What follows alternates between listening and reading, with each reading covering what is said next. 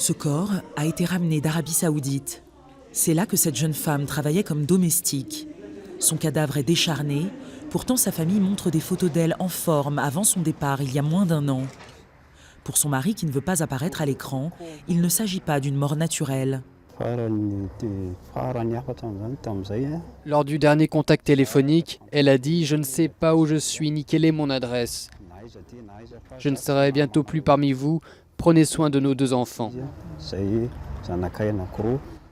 Depuis une quinzaine d'années, des milliers de domestiques ont quitté Madagascar pour le Golfe, fuyant l'un des pays les plus pauvres au monde, où 9 habitants sur 10 vivent avec moins de $2 par jour. Les cas de mauvais traitement se sont multipliés, devenant si préoccupants que le gouvernement a fini par interdire l'an dernier l'envoi de travailleurs dans les pays à risque, le Golfe et tout particulièrement l'Arabie Saoudite. Mon patron m'a jeté du Clorox et de l'acide sur les yeux. J'ai dit à ma patronne pendant 4 jours que je voulais aller à l'hôpital, mais elle n'a pas voulu et elle a dit qu'il fallait que je travaille, que je le veuille ou non. Il fallait que je travaille, malade ou pas. Je commençais le travail à 6 h du matin et je me couchais à 2 h du matin. Les statistiques sont rares, mais selon certains syndicats, plus de 30 domestiques sont revenus du Golfe dans des cercueils en 5 ans. D'autres, victimes de mauvais traitements, reviennent traumatisées comme Annick. Voilà comment ils considèrent toutes les bonnes là-bas, comme des esclaves. Ils les considèrent comme des chiens. Mon patron m'a carrément dit que vous les bonnes, on vous considère comme des poubelles.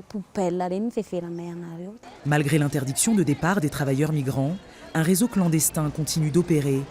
Des agences en liaison avec des intermédiaires dans le Golfe facturent les patrons environ 2 000 € pour la livraison d'une domestique. Mais très peu d'agences, dont c'est pourtant le devoir, vérifient que l'employé est bien traité.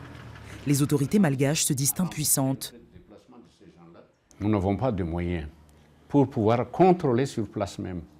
Même pour se déplacer en file, c'est difficile pour nous. On est toujours devant le fait accompli. On ne fait que subir.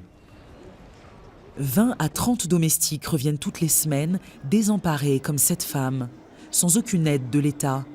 Elles sont parfois aidées par des syndicats, comme ici. Les trafiquants, eux, n'ont jamais été condamnés, mais 2 agences sont poursuivies par la justice malgache depuis peu. Les procès sont en cours.